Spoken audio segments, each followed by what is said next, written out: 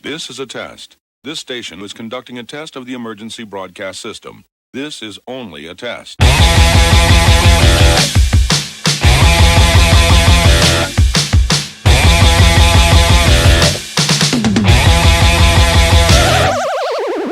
McMahon Music Podcast.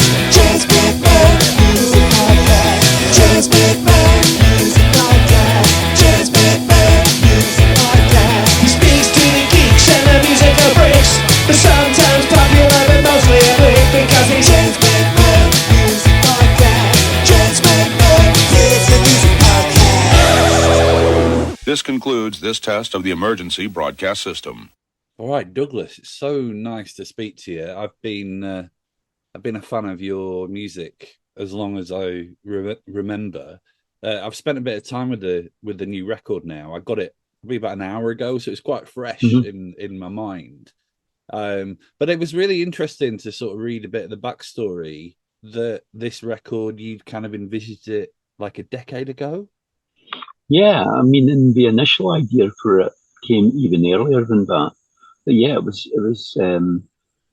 2014 that initially I'd came up with this idea, and I'd kind of jumped the gun a little bit and started actually saying we were going to do shows based on this record, even though the record didn't exist yet and things. Okay. Then I kind of became ill, I guess, in my head, and then that kind of led to me kind of being physically kind of ill as well, and so everything was just put on hold.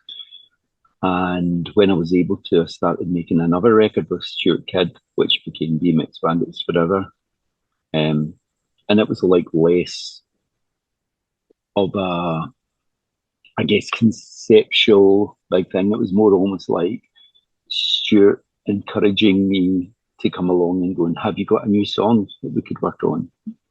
And I would go along and we'd work on it for a few hours. And but yeah, eventually I felt like having another go at trying to make this record that I had in my head, or a version of it I had in my head. And I'd been working with Andrew Patty, who'd played with BMX Bandits off and on as a guitarist when we were playing live. We'd made a soundtrack album together. And when I had that experience of working with him on that, and he plays so many instruments, and he's got certain other kind of skills for things like arranging strings, voices, all that sort of stuff, that I thought he's a good guy to do this project that I never quite got round to. I mean, as someone who has had, I'm speaking about myself here, as someone who has had lifelong problems with a mental illness, I have to say that you describing ill in the head is quite a quaint way of putting it. I think I might try to use that myself from this point onwards. Yeah, I guess I think it's, I mean, and not in a naive way, or maybe it is in a naive way, but I think it's a generational thing. But to me, that's sort of what it feels like. It's not that it just manifests itself in the head, because there's usually quite a strong physical manifestation if if I've got depression. It's my body starts to ache and things like that, so, or my face starts to ache and things like that. So there's a physical side to it as well. But yeah, it does feel like the part of me that's particularly not functioning properly is my head. I mean, without being like super explicit in the lyrics that I've heard on this record, it does feel like quite a lot of the songs are about sort of almost like rejecting the real world. Do you think that's fair to say? Yeah, but I think that's something to a certain extent I've done most of my life. yeah. And I think a lot of creative people do. I think a lot of people are creative partly because they're dissatisfied with the world that they find themselves in, and so they want to create a sort of better version of the world.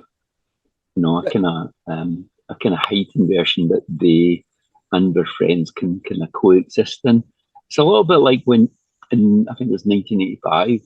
Myself and Norman and Sean and some of our other friends started going to a club in Glasgow called Splash One, and it felt a little bit like the same thing that people like ourselves would do through music. It was like a sort of like a safe place for other like-minded dreamers Yeah. to congregate and share ideas and share our dreams and encourage each other rather than being in a place at that time.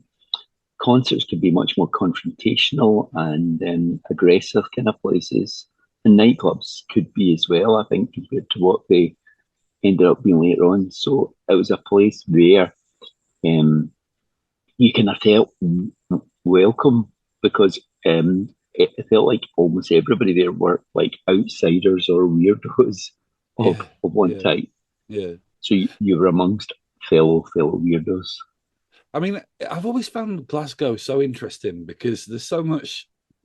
I mean, it's the it's the indie mecca, really. It's certainly if you're a fan of this music in Britain, but it's also like such a rough town, or it's such a rough city. It's got such a hard edge to it, but yet there's all this music that's come from Glasgow that's really quite innocent. And do you think that's because of how hard edged the city can be? Yeah, I think very often. I mean, a lot of cities across Britain and I think in America as well, where a lot of the best music comes out of, are cities of real extremes. So like Manchester and Liverpool and Glasgow, are all cities that have got a kind of hard side to them. But they've all got something that inspires people to create really beautiful music. And I think again, I've heard people saying, if you come from a really affluent, comfortable background in a really nice, pretty town, you're not necessarily going to feel the need to create that other world. Yeah, I haven't heard a lot of great music come out of Windsor, for example. Mm-hmm. And and there will be, of course, there'll always be exceptions, to a lot of people who come from a kind of places, and they do create great beauty. But I think the reason you get so many people in these kind of cities is because it's like a sort of escape, not necessarily always a geographical escape. For some people, it ends up being that, but kind of a mind escape. Yeah, no, I can see that. I mean, one of the songs I think is most interesting is the song "My Name Is Douglas." Yeah. I think, I mean, it's a real curio of a song. It's almost like a little mini opera. It's pretty different than the rest of the. I mean, the rest of the album's pretty different by itself, but that probably is the musically most. Yeah, different. it's sort of the moment the sort of orchestral arrangements drop away, and it's something different. I mean, are those formative experiences? Do they still linger with you? It's a funny one for me because people, when I reached secondary school, from that point on, and I always had really good friends, and a lot of love and encouragement from my family. But I always had people from that point on, telling me I wasn't quite right, which is a phrase that's used in the song. Yeah. I was very lucky. I think there's some sort of arrogance of youth thing that I had for many years, where when people kind of were provoked by me, I actually kind of fed on it. I wasn't someone like I think so many people. They find that sort of thing, name calling and ridicule and things like really, really difficult. It encouraged me. At that time, as I say, I was very fortunate. If them, kind of rough guys kind of came up to me and were clearly provoked by what I was doing, the next day I would try and be more provocative. Yeah. And kind of unafraid. And I was like that at early shows. People would be throwing glasses at us and swearing at us, and I'd be saying that I'm going to give you a punishment exercise and write a letter home to your mummy and daddy telling them how naughty you've been today. Yeah. And, by the end of the show, at some of the early shows, we would have to get escorted out of the back of, venues in Aberdeen and things because the police would come along to make sure we could get out the back of the venue because people wanted to, injure us seriously because I'd been giving it back to a certain extent in a kind of a slightly, I guess, a slightly light-hearted, in my mind, light-hearted sort of a way, which the people who targeted us didn't appreciate.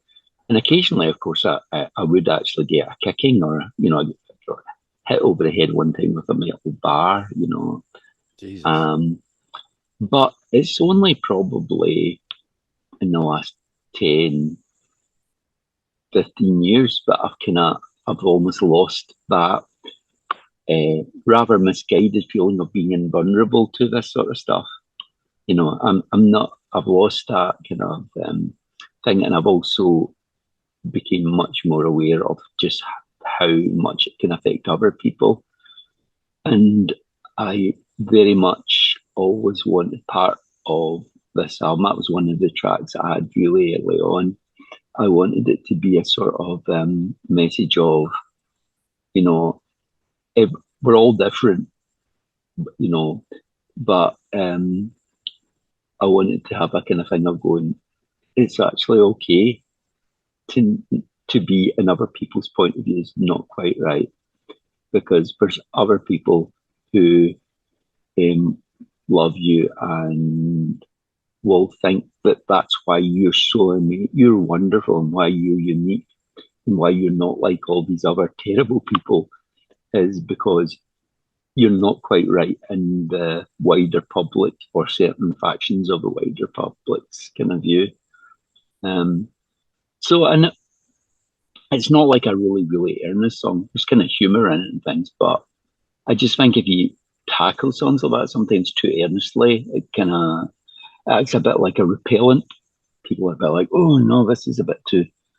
And I think in a lot of, films that deal with really difficult subjects and they just inject a little bit of humour or whatever, it kind of brings people in a bit more. I spoke to Robert Wyatt a number of years ago and we were speaking about this, and he was saying that for him, melody and humour are the two things that bypass the intellectual and go straight to your heart. So if you're wanting, to have a kind of strong message, a good thing to use is either melody or humour or both of them, because if you don't, it just becomes a little bit uncomfortable for people, but not in a good way. It's just going to kind of turn them off. But if you do that and they end up laughing about something and then you slip in something or a beautiful melody and then you kind of slip in something, that they're not as likely to be turned away from it. It's so interesting to say all that because, I had, I won't bore you with all of my sort of formative experiences, but I think that, I'm fundamentally quite gooey inside. I think I'm quite soft, but I also grew up in quite a hard town and had a few things I had to navigate quite early in life that maybe kind of they were difficult because I felt things so deeply. And I think I maybe kind of went the other way in that actually, as I've got older, I've sort of tried to embrace my weirdness and my sort of individuality. But I actually realized quite early that I maybe needed to be harder if I was going to make it out alive, so to speak. So it is interesting to hear you say that you almost kind of went the other way and it was almost kind of provocative. I did, but funnily enough, but then I didn't get hit with a metal bar, so I avoided that. Yeah. Well, but I acted, I guess, less typically aggressive male stereotype, but I could sort of look after myself at the same time. Right. Yeah. You can't look after yourself much if someone hits you with a metal bar, but yeah. but at the same time, and also I had the thing of generally, possibly sometimes I should have been a bit more afraid, but generally I was kind of unafraid. And certain tough people, or supposedly tough people, when they're confronted with someone who doesn't seem frightened by it, they just become disarmed or confused and a bit like, oh, a minute, you know, Yeah, this yeah, is, yeah. they become a bit scared. I feel like there should be Douglas's self-defense classes that Oh, very much so. come in tandem with some deluxe edition of this record. Well, I'm a fan of the music of Lindsay DePaul, the late Lindsay DePaul, and I saw on YouTube that there's Lindsay DePaul self-defense video. Oh, really? Right. Yeah. So, Yeah. so I was actually thinking about this last night. I was actually thinking at some point, I think I'm going to have a bit of a sort of a latter life love affair with martial arts. I feel like that might come at some point. I do like all that stuff. Tell me about the decision to record the Nora Guthrie song. I thought that was interesting to put that song where it is sequenced on the record, and obviously the rest of them are your compositions. yeah, well, it was. I mean, I love that. That was for people who don't know, it was a single. It was made by the daughter of Woody Guthrie, when she was a teenager, and written by her teenage boyfriend. And I love both sides of it. The other side's very explicitly about mental illness, but that song's a bit more subtly, I think, about trying to kind of find refuge out in a park, and having to be home before dark. And the song sort of just reminded me of that sort of feeling of being an outsider, of had a very loving family, and sometimes, not always, if certain friends weren't around, feeling that you didn't really have a place to go. So, it could be in the park. And because I tried to almost make like a kind of world where that song was existing in ours, which is different than the Nora Guthrie version. Ours is deliberately kind of meant to be set in a kind of slightly more threatening ex-industrial kind of town, a bit more almost like a kind of David Lynchy kind of version of Bellsill, where I come from. Yeah, yeah. Where there's a kind of threatening underbelly, and like going into the park, it might be actually sometimes a little bit dangerous, but it could sometimes feel like a bit of, oh, I've got away from the main drag, I've got away from the main bit of the town here, and I can just,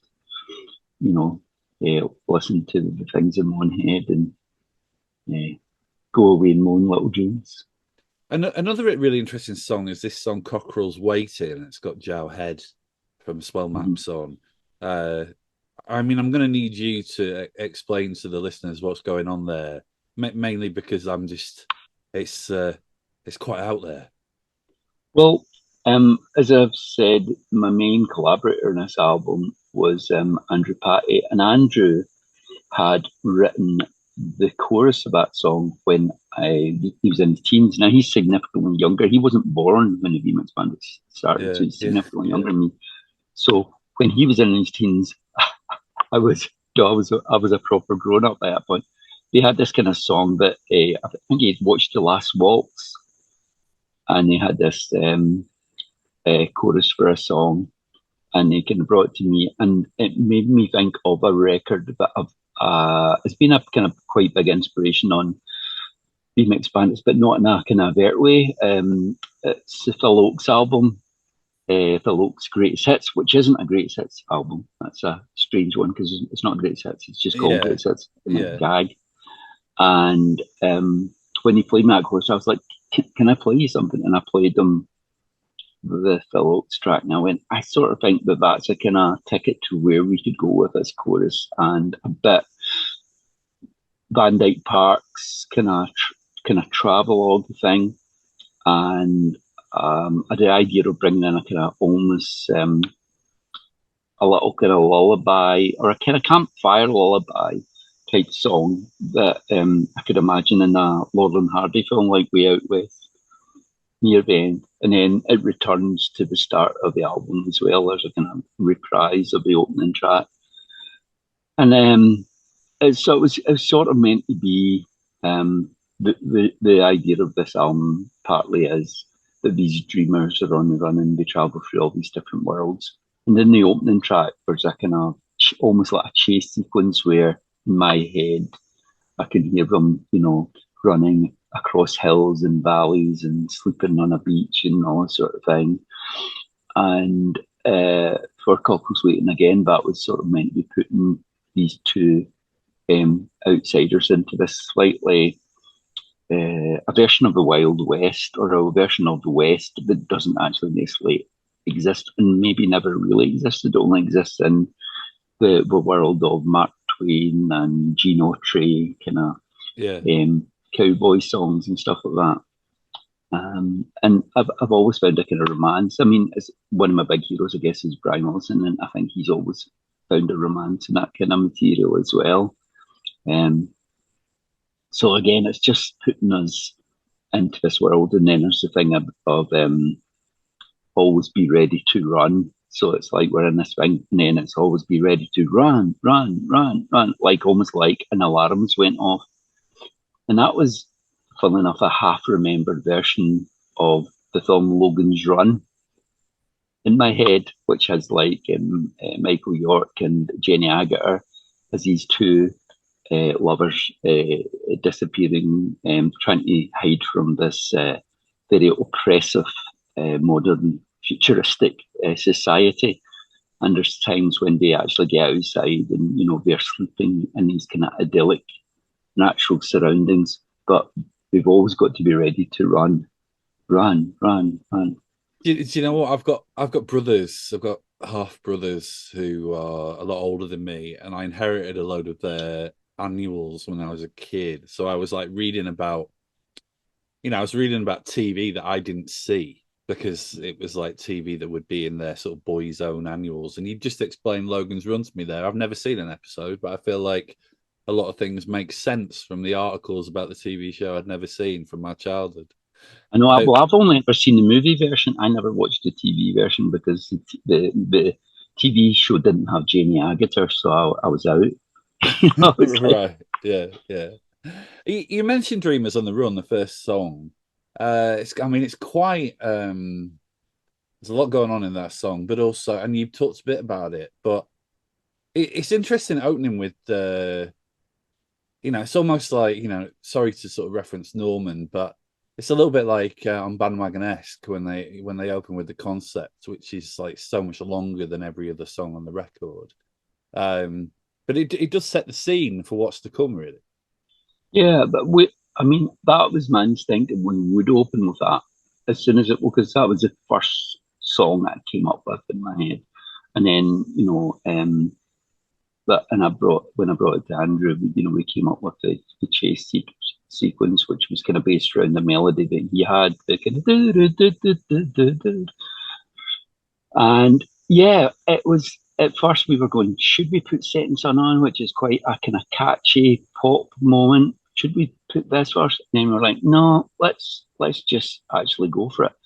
And so we very much thought of this as a thing that doesn't exist, I think, nearly as much as it used to, as an album, which was a complete thing. It is also separate songs, but it's very much meant to be a listening experience. And again, the placement of the track you were talking about, My Name is Douglas, you've just had this reprise of Dreamers on the Run, which is pretty lush and ornate and beautiful.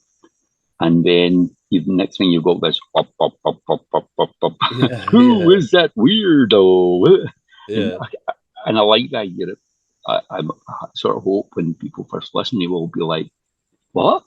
Where did that come from? Yeah. So yeah, Dreamers on the Run very much is like, it's like the opening titles to the movie that this album is, because mostly when I make songs and some things in the context of albums as well, they're like movies in my mind, and when I listen to them.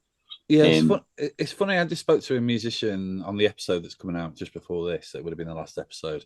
I just spoke to a musician called Ed Harcourt, and we were talking about that, about how he, almost sort of writes his songs for movies that don't exist.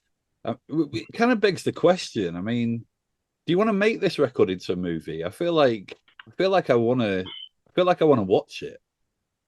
I know, well, it's a funny thing, because I'm not a movie maker. I sort of think the pure version of the movie that exists in my mind, and hopefully maybe will exist in listeners' minds, and that'll be a Yeah, different movie.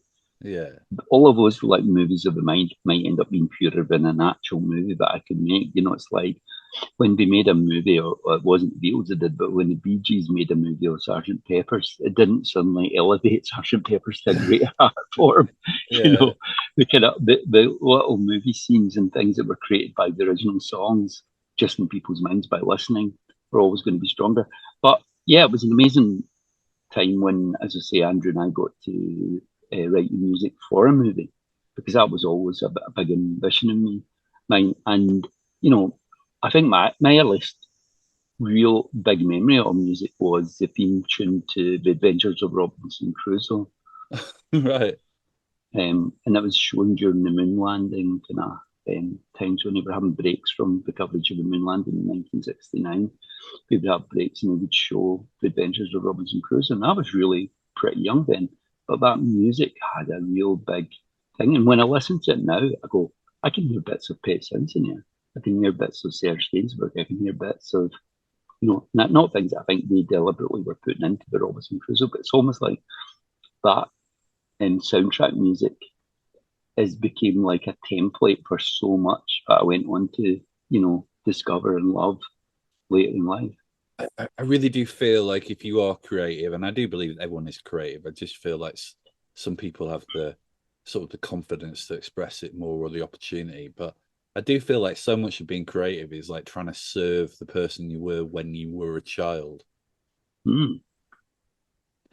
I'm totally with you on that, and I also think, you know, for some people, when we are like an artist of whatever kind, they almost never quite end being a child. Maybe none of us do, but I think we're given permission to remain that way. Oh, You know, absolutely. Yeah, certainly. Again, just referencing this is an episode that hasn't aired, but I did an episode with Paul Simpson from Wild Swans, and we were talking about which at some point when I have the energy to edit such an epic episode, I will publish that. But we were talking about sort of fathers, our fathers who were quite austere, and we were sort of saying that I think a lot of their frustration, our fathers' frustrations with us, was that they grew up in a time when they weren't really allowed to not grow up. But yeah. I mean, my dad was supporting his whole family when he was 14. yeah, it's crazy, crazy. And it is that thing of like, you know, you don't have to. I mean, I think actually, in terms of what it sort of done for pop culture, I actually think that sometimes there is something to be said for growing up and sort of ending this state of perpetual adolescence or, you know, the infantization of society. But at the same time, you know, we don't want to be putting kids up chimneys, do we? No, no, and it's funny because, and you know, I've been a father twice. I've got a daughter who's just a little bit older than one now, and I am sort of able to do adult things. Yeah. But it doesn't mean, I think some people compartmentalize things so much and they go, okay, now I'm this, I've got to throw all of those things away, like playfulness, a sense of wonder, all these sort of things. And I don't think you do need to lose those. You don't want to lose those. These are really precious things. And, you know, I think it's a great thing if you can, you know, keep hold of that stuff, that sense of wonder in the world. Yeah, I think that's one of the things I've always found about your music, actually. When you know, I did get turned on to BMX Bandits from, you know, it was like it was the next step in my progression from Teenage Fan Club. Like I was a big Teenage Mhm. Fan Club fan, and then I heard Norman talking about you, and I realized there was the connection. And I always used to, I can't actually remember what record it was, but it's the record with like the sort of the doll on the cover. Oh, you're Getting, getting dirty.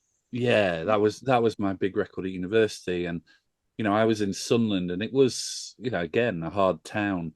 And it took me a while to sort of get there with those songs. And now it's one of my favorite records. And a lot of it was because it, it's almost like you've you've helped me understand it a lot. You've helped me understand your vision a lot better because where a lot of bands, I feel like they sort of look outwards, that there is a lot of looking inside the bubble that the art has created about your music. I think you're quite unique in the way that you do that. Yeah, possibly. I mean, my mum.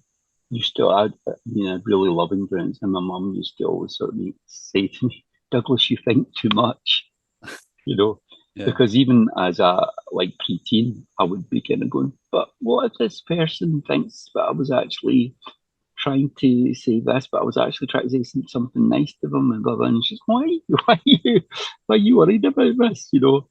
And so I think a big part of my life has always existed inside Yeah. inside Douglas. And my older sister was the opposite. She was, out on the bike playing football, climbing trees, and still, I mean, I live 3 minutes walk from the beach, and I do love being outside and like going down to the sea, and no matter what kind of weather. But when I'm there, even if I'm by myself, it's like I'm in the internal world of Douglas, singing little songs to myself and having, fantasies, and, there's a line about I'm dreaming all the time, even when I'm awake. And I'm very much like that. When I'm not, when that dreaming is interrupted, and it might be immature or kind of whatever, but I don't like I don't like sometimes when I'm dragged back into the real world. Yeah. Yeah. No, totally. It reminds me of that poster, that slogan that students used to have about growing up. It's a scam. It reminded me to ask you, actually, you just saying that you live near the coast. A lot of the songs are bookended with this sound of lapping waves. Tell me about that. Well, again, I think that's a sort of a reference to when my partner Chloe and I moved where we now live. As I say, 3 minutes walk to a really beautiful beach, and it's not a kind of seaside town. Like, it's a seaside town, but it's not a kind of bucket and spades kind of town. That kind of the sound of water felt like it was something that was reassuring and therapeutic. And I used to find that when I was like a kid as well, when I'd be sitting next to the water, or like when I was a teenager, if we camped near a lake or something like that, it would always feel a bit like, you're okay, you're okay. It's like some people listen to tapes of whale sounds or whatever. And so I wanted to almost have that as a kind of shorthand for somewhere where you're okay. So there's a kind of babbling brook in the opening track, and then there in between certain tracks there's this kind of sound of waves and stuff like that, or rippling water. And yeah, in my own personal shorthand, it kind of just represents something that's kind of going, you're all right, you're all right. Because at the start of one of the tracks, Time to Get Away, it's the sound of the city and the kind of oppressive kind of landscape. And then at the end of it, it's the kind of the sound of the seas kind of taking over. Yeah, so for me, it's like if you go down for a walk on the beach and your head's all muddled, it's maybe not going to get rid of all of your problems, but it will probably you'll feel a little bit less all tangled up inside. Yeah, no, absolutely. Things do feel better by the sea. Um, I better bring our conversation to a close because I am on this free Zoom Yeah, account at the moment. This is the point in the episode where I say to listeners, if you want to subscribe to the Patreon and help me get my Zoom sorted out, then that would be fantastic. But it's been so nice speaking to you. Are you going to play these songs out live? Have you got plans to do that? yeah. Well, we've started doing some of them already live. We're doing, I think there's about four or something that we've played live, and we'll gradually be introducing more of them. And some of them I think we really need like to have string musicians and things. But next year's their 40th anniversary, so we're hoping maybe to try and see if we can put together a big one-off concert where we can do some things with a string section and maybe a woodwind section, because there's another track where there's a big woodwind Yeah. arrangement going on. Oh, that'd be amazing. I'll keep my ears peeled. And the record is April 26th. Yeah. Brilliant. Cool. Yeah. Well, thank you for wanting to speak to me. I really appreciate it. It's nice to meet you. Oh no, an absolute pleasure. You've been on the wish list for this podcast for a couple of years, and it's not that I didn't think I could kind of get to you, because I think we know some mutual people. I know quite a lot of Glasgow musicians and stuff, but it was more like just it's a long list, but it's been a real treat. And yeah, hopefully we'll speak again. Brilliant. Well, it's good to speak to you. Don't be a stranger.